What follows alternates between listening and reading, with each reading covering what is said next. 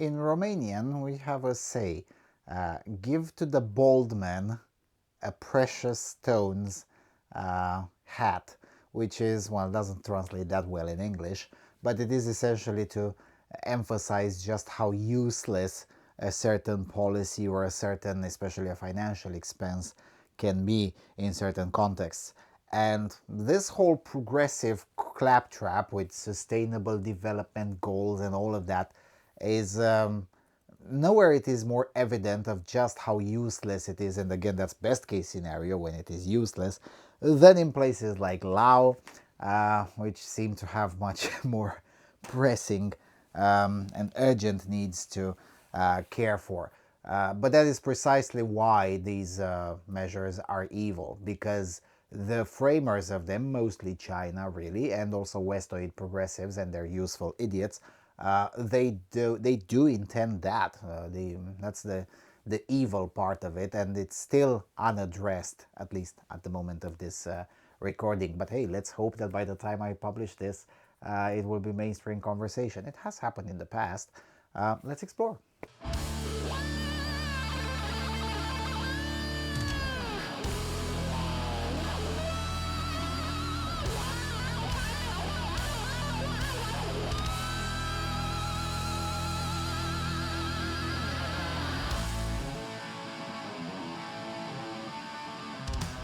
Hello everyone and welcome back to the Propaganda Basement, I think episode 5 of season 5.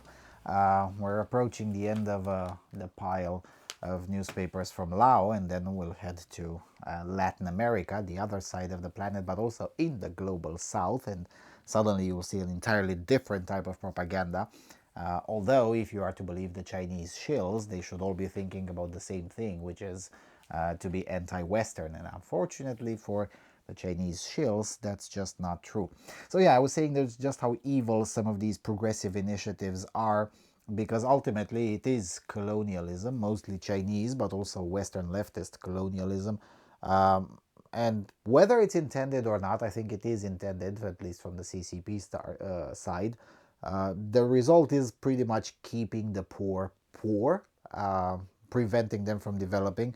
All of the climate claptrap is just an excuse, and once that will fade out, and it will be replaced by something else. There's always going to be an excuse to try to keep other places from developing, because, well, nobody really likes competition, right?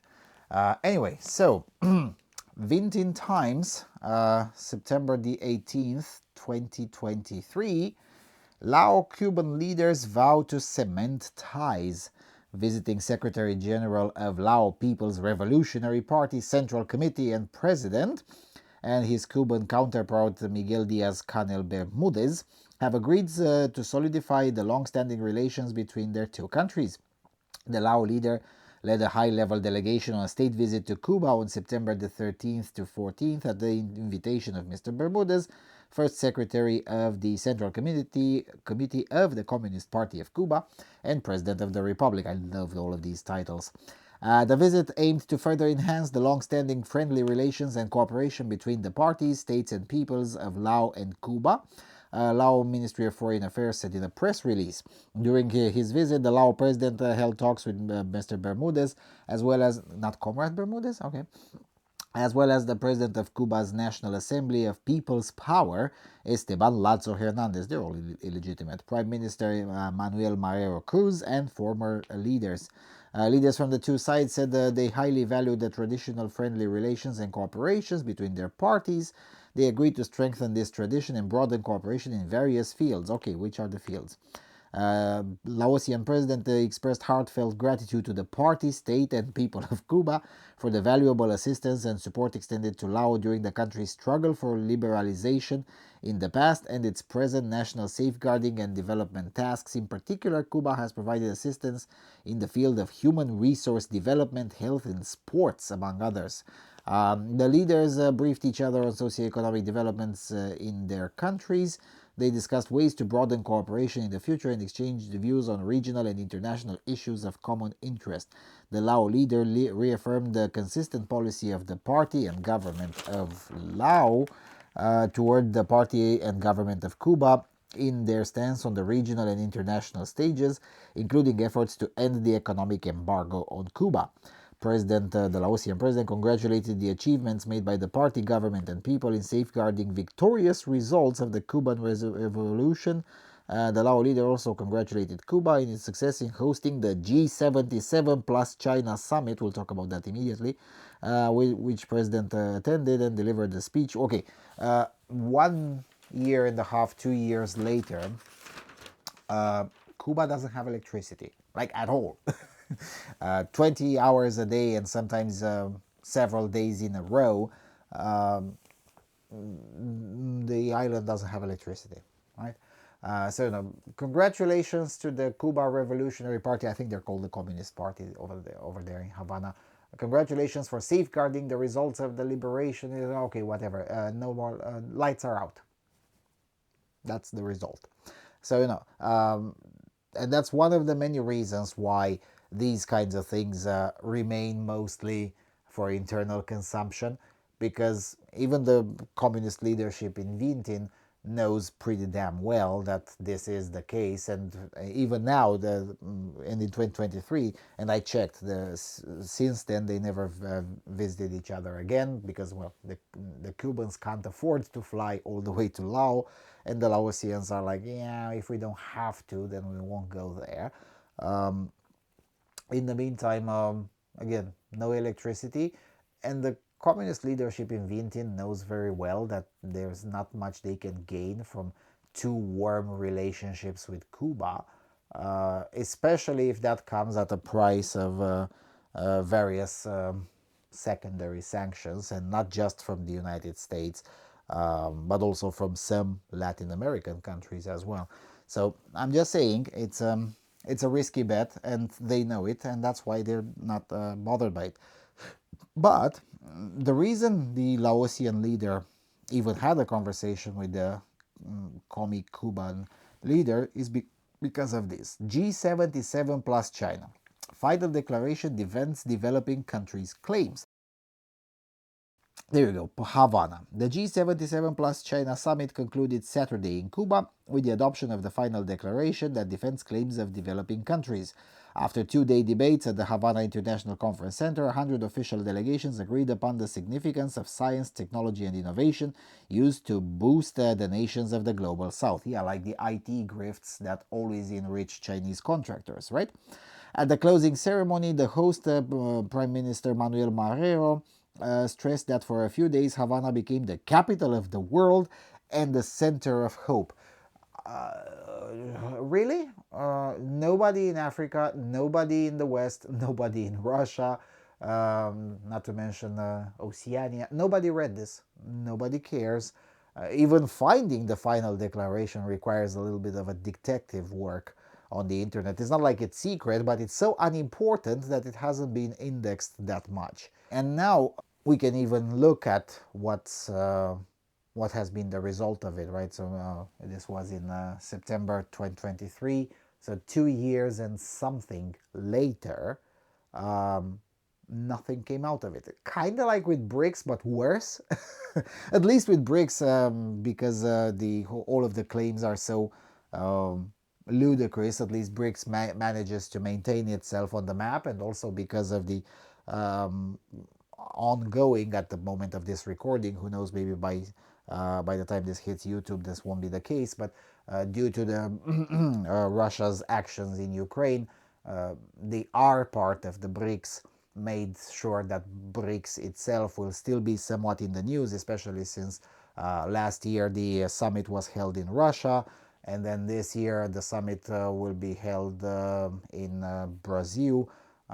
So at least there is some interest to it in the rest of the world. But this one is particularly spectacular in its failure. G77 plus China. I do follow some of these things, and even I can't tell you exactly who is in the G77 plus China. And I'm pretty sure that if you ask anyone from any of the countries that are included in the G77, they don't know either, even if they work for the government. That's how important this is. One of the I suppose, I mean, it depends on how you look at it. One of the red pills or the black pills about these kinds of events is that, and most people probably don't know this, is that the grift is the conference itself, usually.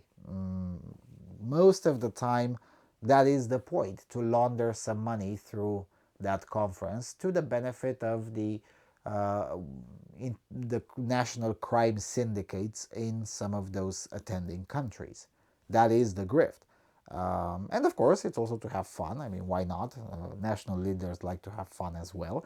But that's usually how it goes. And this is something that regular people are not made aware of, because, of course, if they were, then they would start asking for some of these right-wing extremist populist things like accountability, and we can't have that, obviously.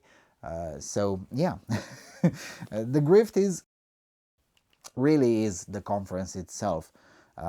So there's that. But again, 2 years since this, nothing came out of it. Nothing will come out of it, because at best the grift was the conference itself, or at worst, someone actually believed that this would be a good idea and found out the hard way that this isn't the case. Okay, and here's one that is particularly of interest for a certain subsection of the SOFA audience. Marijuana must be used for true medical purposes, says the Thai health minister. A recreational use of marijuana is likely to become a thing of the past in Thailand, with a major policy shift under the new government. New public health minister said cannabis is still a narcotic, citing public health ministry regulation that any extract with THC over 0.2% can be considered narcotic. There's also a high likelihood that a draft bill on cannabis and hemp will be proposed by the government will include a clause that bans smoking weed for recreational purposes, a source familiar said. A bill will add a clause to the existing draft legislation, which failed to be passed in Parliament during the previous House of Representatives term, the source said. In June 2022, cannabis was removed from Thailand's list of banned narcotics, and the country became the first in Asia to effectively decriminalize hemp and marijuana. John Lan, formerly leader of the ruling coalition party, said earlier this week that the Ministry of Health will prevent recreational, inappropriate, and dangerous uses of marijuana, so it's used for true medical and health purposes. Yeah, you see, this is a very complicated topic all over the region, and I already mentioned how it is viewed in Lao. In Lao, it's the drug problem, and then there's the weed problem. Weed is predates the current drug problems. The same is true in Thailand, and the same is true all over the region. And it's one of those cases where there's on one hand the legacy, the cultural legacy. Again, it's part of their culture for much longer than the modern woes. But on top of the legacy, it's also the toxic ideas that primarily emerged in the West and have primarily been spread all over the world via intentional paid lobbying, or shilling, really, propaganda. In this case, there is such thing as big weed. This whole ideology of, weed has a lot of medical purposes, man. Weed is harmless, man. Yeah, all of that is intentional shilling. Most of it is a lie, like every public health campaign. Of course, it's a lie. Although these ideas didn't really catch on in the West, they did catch on in some other parts of the world because, well, the West, tried to convince many countries in the world that they should be looking for light, they should be looking for guidance to Western nations, because the Western nations are so much more developed and so much more wealthy and whatnot, and they should be looking on these kinds of more, not just scientific, but scientific and moral issues. They should look for guidance in the West. Well, they did, and they ended up importing some very good ideas, but they also ended up importing some really toxic ideas that should have really been kept away, such as this, right? And it also comes on top of other toxic ideas that have been plaguing not just the West but a lot of significant portions of the world, which is, excessive exaggerations and straight up lies about tobacco, right? So, we recognize the existence of big tobacco, but nobody wants to recognize the existence of big weed, which, unlike big tobacco, operates entirely in a clandestine manner, and it's also significantly more harmful than big tobacco. I mean, there has never been a case in history where someone smoked a pack of cigarettes and then proceeded to beat or kill a family member. But this did happen, not just with alcohol, but also with marijuana, right? So it's a combination of a lot of terrible things that are now simultaneously affecting the region.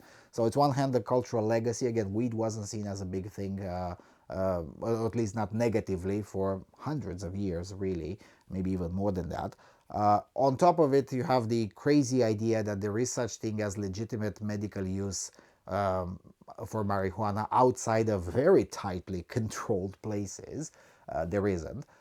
And then there is the terrible ideas about vice management that are primarily influenced by a very Protestant, dare I say, Puritanistic view of the world, which is mostly Scandinavian and Anglo, which again is foreign for 98% of the planet. And then on top of that, you have also the region standing right next to one of the biggest drug hotspots in the world. So outside of Ecuador and Mexico, there are some other drug hotspots in the world. One of them, as I mentioned multiple times in this series, is the Golden Triangle in what is internationally recognized as Myanmar, which these days is a basket case, so which allows the drug trade to continue more or less unimpeded. Also aided by the corruption in the neighboring countries, of course. In such a context, it's very difficult to achieve any sort of moderation. In this case, the Thai health minister is trying to achieve some moderation. Good luck with that. Of course, it didn't work. 2 years later, we can definitely say it didn't work. And once a country goes down this path, it takes forever to fix it. And so far, there have been very little success stories. I suppose Portugal would somewhat be a success story, but again, at immense cost for the public coffers, at immense cost for the taxpayers. The country went into debt for this too as well. And again, Portugal is a very poor country by Europe standards anyway. Um, you have a lot of young Portuguese people going to seek work in Africa because it's better job opportunity than in socialist Portugal. So it's a very complicated issue, and no matter what one says about it, the moment one gets closer to the truth about weed, uh, it gets buried into controversy because again, big weed and intentional shilling has been a thing for about 20 years. It didn't used to be that aggressive in early 2000s because again, big aggressive shills for weed legalization have been a thing for even longer than the 2000s, all the way going back to the 70s. But the aggressiveness of these shills increased in the last decade or so. Again, I suspect there are some ideograms behind it. And now, of course, I fully do expect that someone will show up in the comments and say, well, no, I'm not taking CCP money, but man, you're wrong. Weed is great. Yeah, okay, fine. You don't get the CCP money, but all of the sources and quote unquote studies that you use to get to your dopey conclusion are probably funded by the CCP. And if those studies are not, the teachers or the institutions they seek inspiration from, those are probably funded by the CCP. Why? Because, well, the CCP takes a very historical view of these things, and they've been subjected, from their perspective, the opium wars happened yesterday, civilizationally speaking. So from their perspective, it's a tit for tat. Same thing with fentanyl, same thing with other drug crises that are at least amplified by the CCP, if not straight up created. But it's usually amplified. So again, shilling for weed has been a thing for longer than that. And I suspect Thailand is now ruining the plans because Thailand is too close to home. And the last thing the CCP needs nowadays is a re-importing of the idea that weed is great within their own society, because that would immediately slow down development even more than it's already slowing down in China. So yeah, and these things should be discussed more honestly, and unfortunately they're still not. There is an economic effect as well to wide consumption of weed, just like there is an economic effect to wide consumption of alcohol. A psychotropic drug will necessarily affect the way people behave, and routinely that is a negative. I'm just saying. But of course, you're not allowed to talk about this. I mean, even this paper tries to stay moderate about the issue. Why? Because, well, in their case, it's not just big weed propaganda that is hindering the effort, but it's also the fact that their issue is superimposed on a cultural tradition, and at least in Lao, they know really damn well what happens when you piss off the people on cultural grounds. Okay, let's move to the next one. The Indian Times, September the 19th, 2023.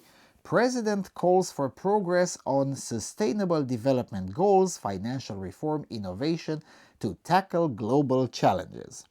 The president, Thongloun Sisoulith, and in his address at the Group of 77, again discussed in the previous newspaper, in Cuba last week, called for swifter progress in meeting the Sustainable Development Goals, reform of international finance architecture, and innovation to address the challenges facing the world today, particularly those affecting the developing economies. All of this is hot air, primarily. I mean, again, it's been over 2 years since this happened. We've seen exactly no progress on it, and we will never see, because that is not necessarily the point. The point has always been on increasing control, and even on that, the Laotian government is not particularly good at. But again, when you see sustainable development goals, you should know that this is a CCP talking point, because again, the president of Lao is fully in the pocket of the CCP. He would probably say something about what's nice on TV without CCP approval or whatever, but nothing of this importance comes out of his pen or his mouth in a summit without pre-approval from the CCP. Now, speaking of TV, there is an article here. There you go. Landslides creating hazardous conditions, as I was mentioning, that landslides are very common in Lao, because geography. I mean, this one is not the fault of the government, but it just is what it is. There you go. Calls for a ban on importing agricultural produce. Yeah, that worked out well. Just mess with people's food. As I said, all it's a grift. Lao PM hopes Huawei will deeply participate in Lao's digital transformation. Of course, they deeply participated. That is to say, take your money, mine your data, and that's it. Wang Vieng, as I was mentioning, it's the place that became the degeneracy central, and it's a tightrope that the government is having here. On one hand, it became a degeneracy central. It's full of drugs. And it's mostly Westerners who drive it, Western tourists, visitors, whatever. But on the other hand, it's such a good economic grift, both for the locals and for the Laotian government writ large, that they're not going to stop it. So there's that. Yes, this is the article that I was looking for. TV opportunities in post-analog shut-off era. It's about Indonesia. The recent final phase of the Indonesian analog shut-off of switching TV signals to digital can be considered another nail in the coffin for traditional broadcast media. Analog shut-off has converted non-digital TV, also known as free-to-air, into digital media. Yet, despite the perceived domination of digital platforms, traditional TV media today still holds tremendous value in Indonesia's advertising landscape. Online advertising has gained popularity. TV media buying continues to offer unique advantages that make it more effective for reaching the Indonesian audience. With over 17,000 islands, TV's widespread reach cannot be underestimated. It remains the trusted source for news and information for many households, reaching a broad and diverse audience across various demographics. As of July 1st, 2023, digital TV penetration stood at 95.2%. Regardless of the high penetration of mobile internet, television holds a special place in Indonesian culture, establishing trust and credibility among viewers. As a traditional medium, TV advertisements are perceived as more reliable and authoritative since they are often higher quality than digital ads. In fact, the latter is so accessible that even scammers can use them to promote their online fraud on numerous platforms. Add the highly competitive auction process for digital placement, and brands can pay much more online for a national campaign compared to TV. The power of TV lies in its ability to engage viewers emotionally and create lasting brand impressions, building trust with the audience due to the quality of its message. This, of course, requires the brands and agencies' creativity to engage with their target consumers, which requires more investment in thought and production value than digital ones. If done right, the ads may be remembered for eternity. Apple's 1984 and Kalbe Pharma's Chon whatever, where is the Chon Che ads come to mind. Another significant factor in TV is Indonesia's cultural diversity. Regional TV stations in each province, whatever. And I'm not going to read it all, but it's a very peculiar, I just wanted to highlight it to you. Pro-TV propaganda in a printed newspaper in 2023 again.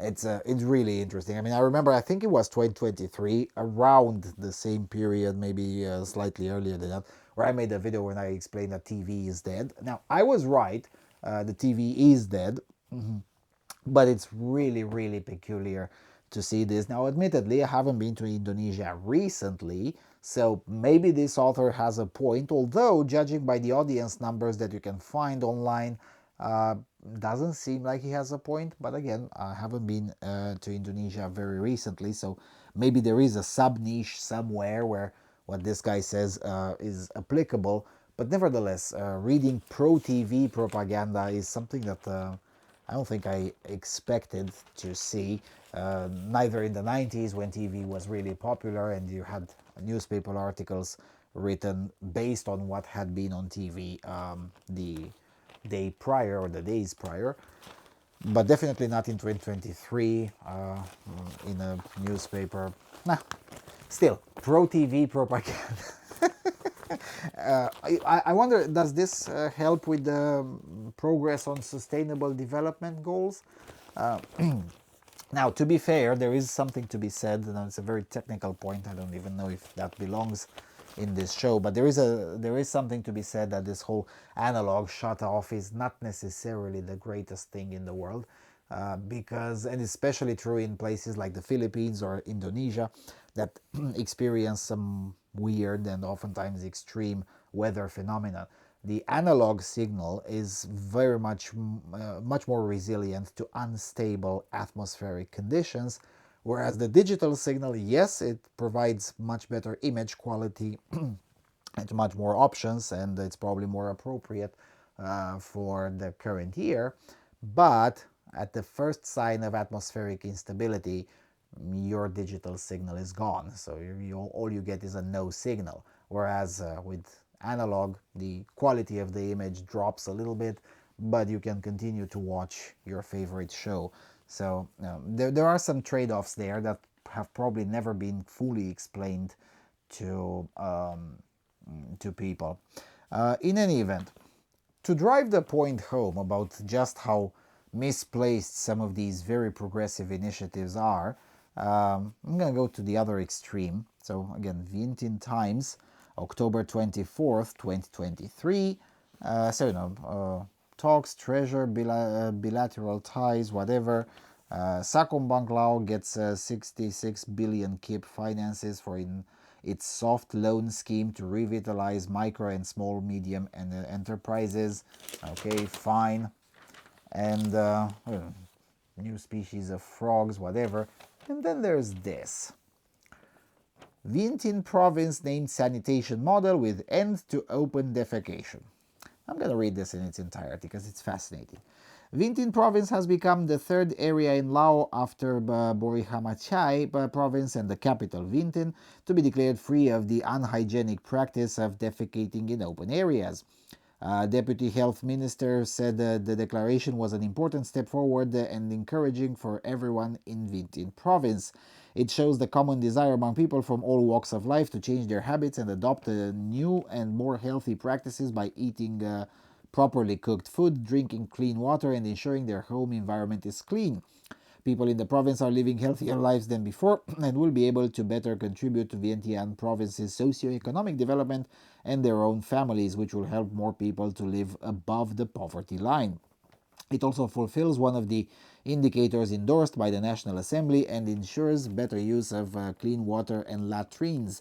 And this also supports the national goal of being totally free of open defecation by 2025. Now, that probably has happened. So far, 6,690 villages, 65 districts, and 3 provinces in Laos have been declared as places of good sanitation and free of open defecation. The use of clean water has been estimated at 92.1% and latrine use at 83.5%. However, in rural areas, only 16.5% of the population uses latrines on a regular basis, and in most places there's not enough clean water for daily use, while some people do not understand the importance of using soap when washing hands. This can lead to the spread of infections and disease such as diarrhea and cholera, and is also the cause of malnutrition and stunting in children. The governor of Vientiane province, Mr. I'm not pronouncing that, and representatives of 18 provincial health departments attended the ceremony to declare the province a good sanitation model. Okay, so you have on one hand the whole thingy with the sustainable development goals and government app, right? Because the one with the government app that I covered a few episodes ago was covered several months prior to this.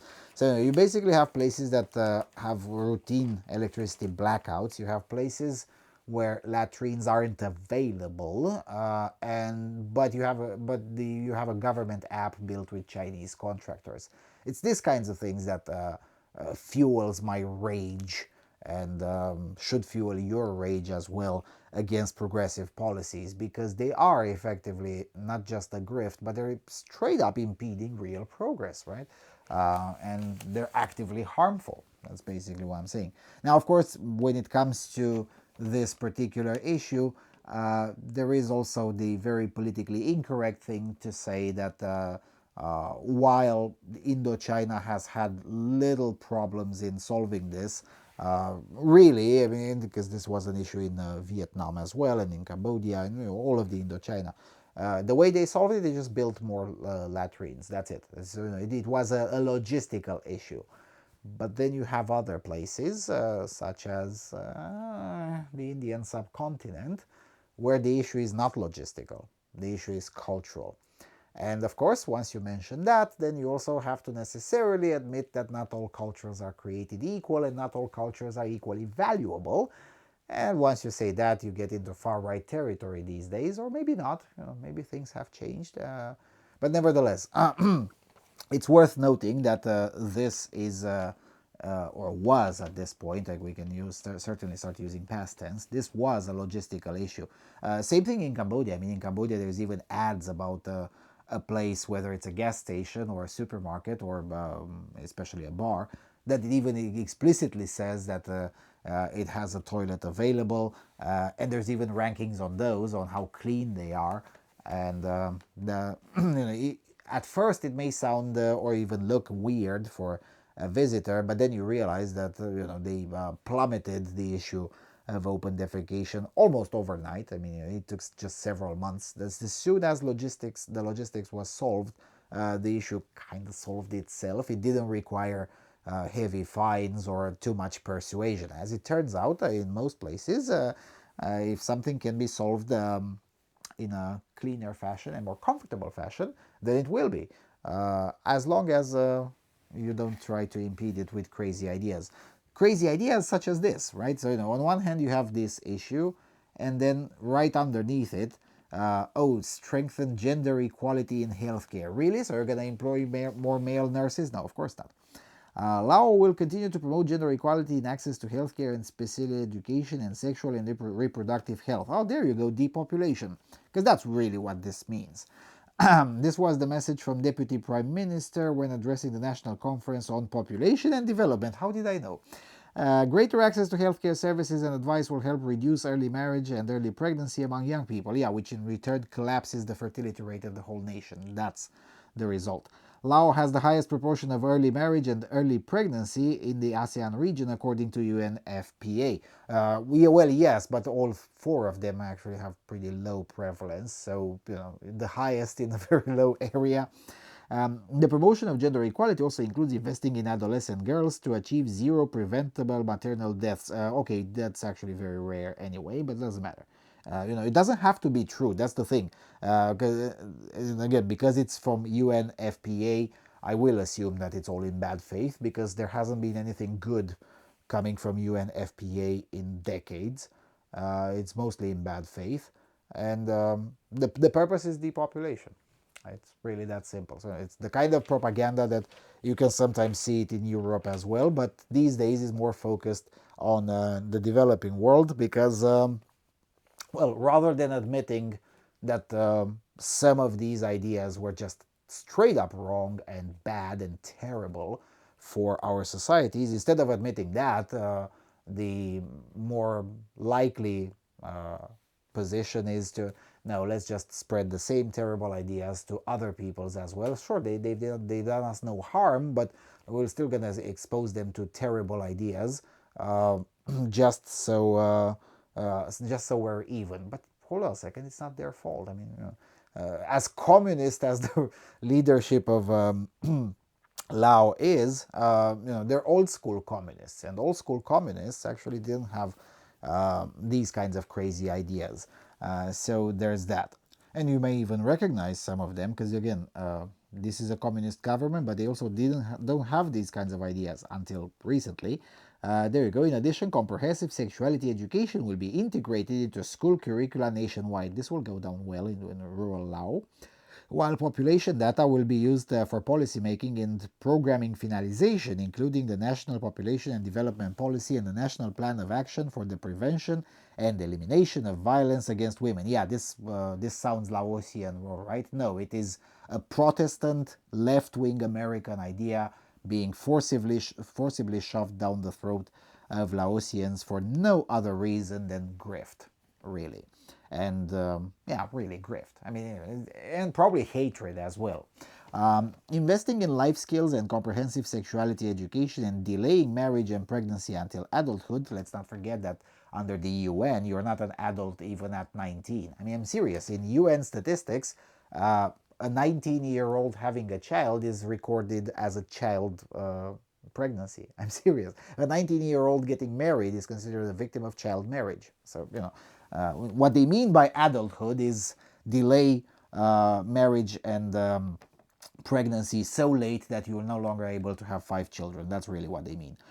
Gives young people more time and to acquire knowledge and skills to contribute to social and economic progress. Yeah, right, so the line goes up. It's basically the same American mentality. It really is, and it's almost exclusively American at this point. We've come a long way, whatever, that part doesn't matter. Maybe in the next season of Propaganda Basement, I'll get the opportunity to show you, because I found a book of sexual education from the 1980s in communist Romania. And I'll show you just what of a huge difference it is between what the Orthodox Marxists thought about sex education in school, right, in the 1980s in the Socialist Republic of Romania, compared to what is being shoved down the throat of some communist countries today. It's like night and day.